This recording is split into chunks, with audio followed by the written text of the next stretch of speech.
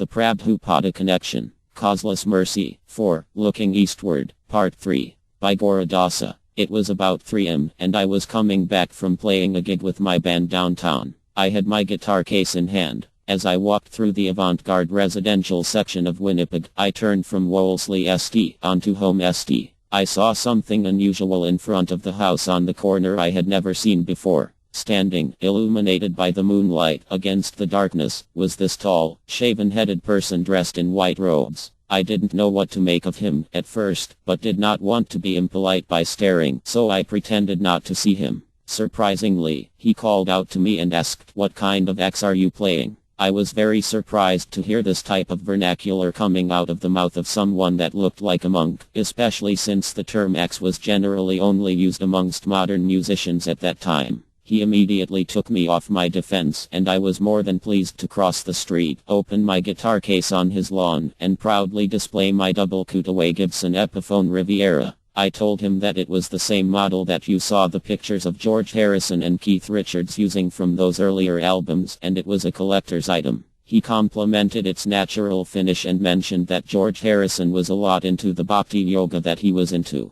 I immediately liked this person. I found him to be very relaxed and kind. Not only did he like my guitar and took an interest in me, but he was also into one of my big influences in life, George Harrison, and all the intrigue I had surrounding his trips to India. He told me that he was also a musician and had played soprano saxophone. He was into all the dissonant sounds of John Coltrane, who had put out albums like Meditations, From Here to Eternity. Just to understand that stuff, I considered him to be pretty elevated. It was very unusual music and had a metaphysical aspect to it. He explained that he and 2 other friends had left their band to join the Hare Krishna movement. I had heard the shocking story that 3 of the most talented musicians in the Midwest of Canada had dropped out of their successful band to become Hare Krishna monks, and now I was meeting one of them. I saw that he had a little bag around his neck that he kept his hands in, and I asked him what it was. He pulled out his japa beads from it that he explained he chanted the Hare Krishna Mahamantra on every day, and explained how beneficial it was to chant. I was interested. He invited me to attend the Sunday Love Feast, and I promised that I would come.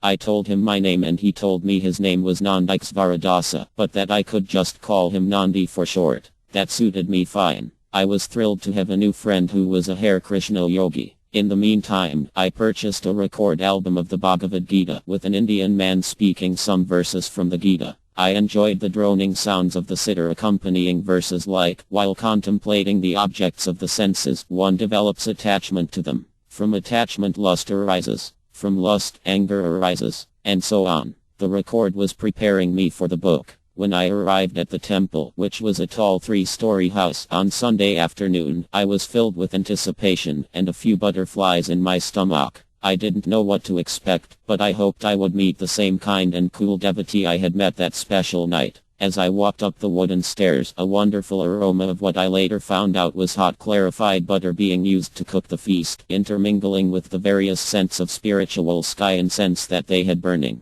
It was a very pleasant and intriguing fragrance. When I walked in, I saw that there were a row of shoes in the hallway, so I figured I'd better take mine off to follow the etiquette. I came to a doorway, and there were a group of people sitting there. In one corner though, there was a cameraman from the CBC Broadcasting Company with a TV camera, ready to shoot. That made things even more interesting. At the other end of the double room was what I thought might be an altar. It was so full of flowers, that at first, I didn't even perceive that there was anything that was there to be worshipped. It was just an ocean of color. To signify the beginning of the Aarati ceremony, I heard the blowing of a conch shell for the first time, which really stimulated my senses. Then Nandi started to rhythmically play the mridanga drum, which I was immediately attracted to. He sang very melodiously, and everyone responded. It seemed that every devotee in the room was playing some kind of cymbal, tambourine, and the plain-clothed guests joined in. After chanting some different mantras, we finally arrived at the Hare Krishna chant, which I was familiar with from the Beatles records. Hare Krishna,